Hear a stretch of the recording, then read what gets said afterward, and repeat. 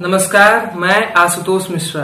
आज हम बात करेंगे जीडीपी पे और साथ ही साथ यह भी बात करेंगे कि किसी भी देश के लिए जीडीपी आखिर क्यों इतना महत्वपूर्ण है। भारत में पिछले कई महीनों से विपक्ष सत्ता को बार बार जीडीपी को लेकर घेरता है। तो चलिए जानते हैं कि आखिर जीडीपी होता क्या है। दोस्तों, जीडीपी का फुल फॉर्म होता है ग्रॉस डोमेस्टिक प्रोडक्ट, यानी सकल घरेलू उत्पाद। किसी भी देश की जीडीपी को मापने के लिए मुख्य रूप से इन चार चीजों की काफी अधिक आवश्यकता पड़ती है। इसमें सबसे पहला है राजनीतिक सीमाएं, जिसमें दूसरा है निश्चित काल अवधि, तीसरा है उत्पाद एवं सेवाएं या वस्तु एवं सेवाएं और चौथा है अंतिम मूल्य।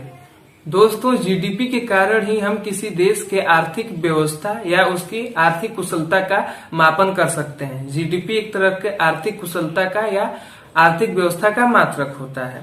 तो चलिए जीडीपी के इन चार पहलुओं में सबसे पहले हम राजनीतिक क्षेत्र या राजनीतिक सीमाओं के बारे में चर्चा करेंगे।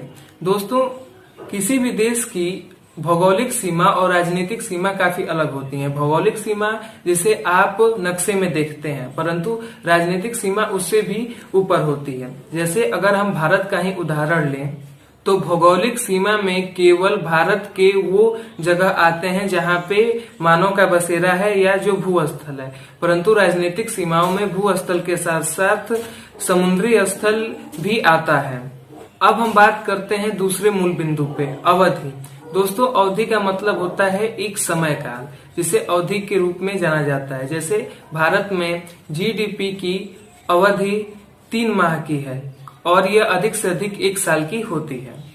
अब हम बात करते हैं वस्तु एवं सेवाओं पे। दोस्तों, आर्थिक रूप से अगर हम वस्तु और सेवाओं को देखें तो यह काफी अलग है और काफी मिलती जुलती भी है। ये दोनों हमारे जीडीपी के लिए काफी महत्वपूर्ण भूमिका निभाती हैं।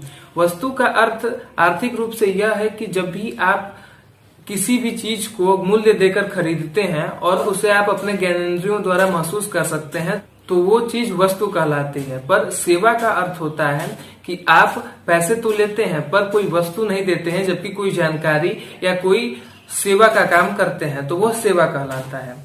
जैसे टीचर, डॉक्टर, पुलिसमैन या मानव संसाधन। और जो जीडीपी का अंतिम बिंदु है वह कहलाता है अंतिम मूल्य। दोस्तों, अंतिम मूल्य का मतलब यह है कि कोई भी वस्तु कई प्रकार के चीजों से मिलकर बनी होती है। जैसे ये मोबाइल है, इस मोबाइल के कई पार्ट हैं, जैसे स्क्रीन है, कैमरा है, इसका सीपीयू है या इसका माइक है।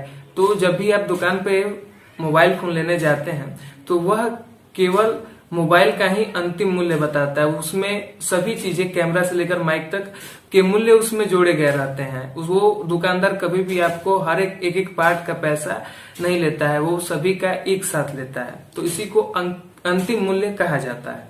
अगर हम जीडीपी की आसान भाषा में कार्य प्रणाली समझाएं तो किसी निश्चित राजनीतिक सीमा के अंदर किसी निश्चित काल अवधि में सेवाओं एवं उत्पाद के अंतिम मूल्य को ही हम जीडीपी कहते हैं।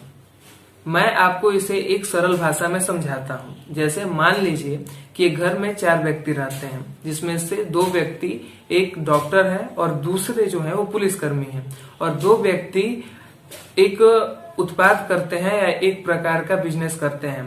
तो उस घर में 1 महीने में या मान लीजिए 3 महीने में एक पुलिसकर्मी और एक डॉक्टर ने 1000 रुपए का सेवा दिया, और वहीं दोनों उद्योगकर्ता ने 3 महीने में 1000 का उत्पाद किया। तो उस घर का जीडीपी 2000 रुपए हो जाएगा। और फिर 3 महीने बाद वो पुलिसकर्मी और डॉक्टर फिर से 1000 का सेवा देते हैं, और वो उत्पादकर्ता 3 महीने बाद 1400 रुपए का सामान उत्पाद करते हैं। तब इस समय उस घर की जीडीपी 2400 रुपए हो गई। अगर हम इसमें जीडीपी की बढ़ोतरी देखें तो 3 महीने बाद जीडीपी 400 रुपए बढ़ा है, और वहीं अगर हम प्रतिशत की बात करें तो उसमें 20% का इजाफा हुआ है।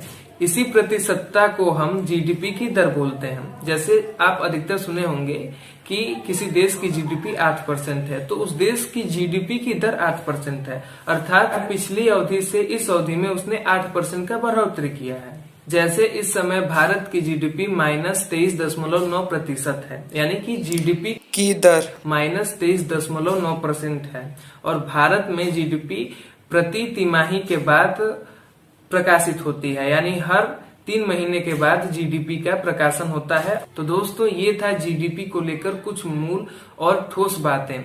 आशा करता हूं कि यह वीडियो आपको पसंद आई हो। नमस्कार।